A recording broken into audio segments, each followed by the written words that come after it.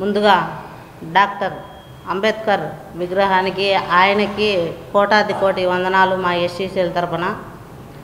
రాష్ట్ర ఎస్సీసీఎల్ ముద్దుబిడ్డలు కానీ అక్క చెల్లెమ్మలు కానీ ఒక్కటే తెలుసుకోవాలా, ఈరోజు ఆయన డాక్టర్ అంబేద్కర్ విగ్రహం నేను ప్రతిష్ఠ చేస్తున్నాను అని అంటున్నాడే, ఆయనకి ఏమి అర్హత ఉంది మన అంబేద్కర్ విగ్రహం ముట్టుకోవడానికని ఈరోజు నేను ప్రశ్నిస్తున్నా.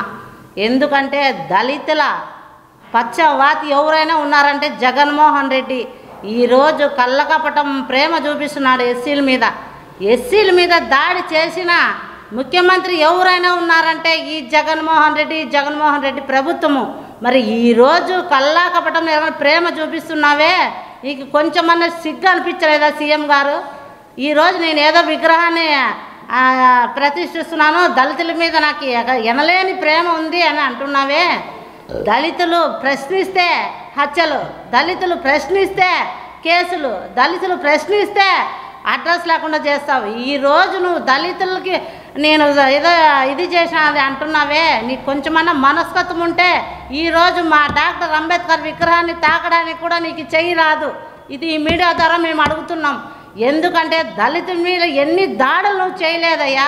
మహిళల మీద అయితేనేమి, ముసలి వాళ్ళ మీద అయితేనేమి, పిల్లల మీద అయితే ఎవరి మీద నువ్వు దళితుల మీద దాడి చేయలేదు. ఈరోజు నువ్వు ఏదో విగ్రహం ప్రతిష్ఠిస్తే 2024లో దళితులంతా కలిసి నన్ను గెలిపిస్తారని నువ్వు ముచ్చట పడుతున్నావు. అది నీ కళ.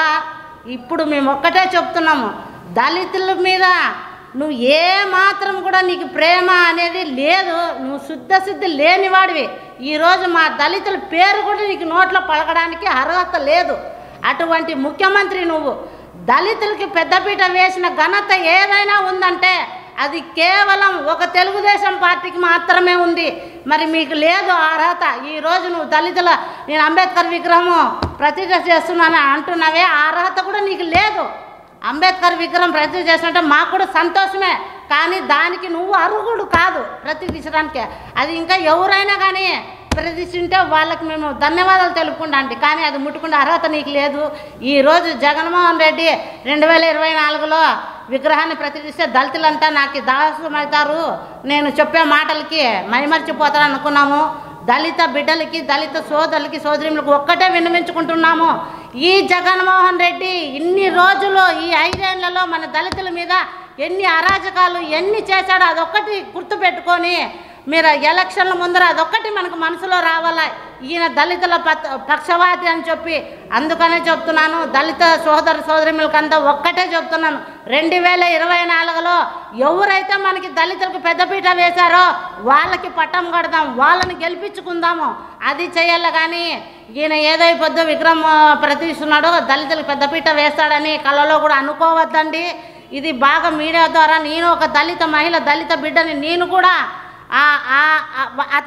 అతని వేధింపులో నేను కూడా ఒక బాధ్యతురాలని. ఎందుకంటే ఇదే అనంతపురంలో నేను కూడా దళిత బిడ్డ. నా పైన ఎన్ని దాడులు చేశారు, కేసులు పెట్టారు, నా ఇల్లు కొట్టేశారు. ఈ పొద్దు ఆయన దళితుల మీద ప్రేమ ఉందని చెప్తా అంటే నాకు ఎక్కడి నుంచో ఆవేశం అనేది వస్తుంది. అతనికి ఎదురుగుంటేగినా నేను ఏం మాట్లాడతానో కూడా నాకు ఇది లేదు. ఎందుకంటే నా మనసులో అంత వేదన ఉంది. ఒంటరి మహిళను నేను. నా పైన వాళ్ళ మనుషుల ద్వారా దాడి చేసి నా ఇల్లు కొట్టి నన్ను మానసిక వేదన గురి చేశారు. ఏమంటే సూసైడ్ కూడా చేసుకున్నా నేను. అయినా కూడా నా పిల్లల కోసం దేవుడు బయటకేశాడు.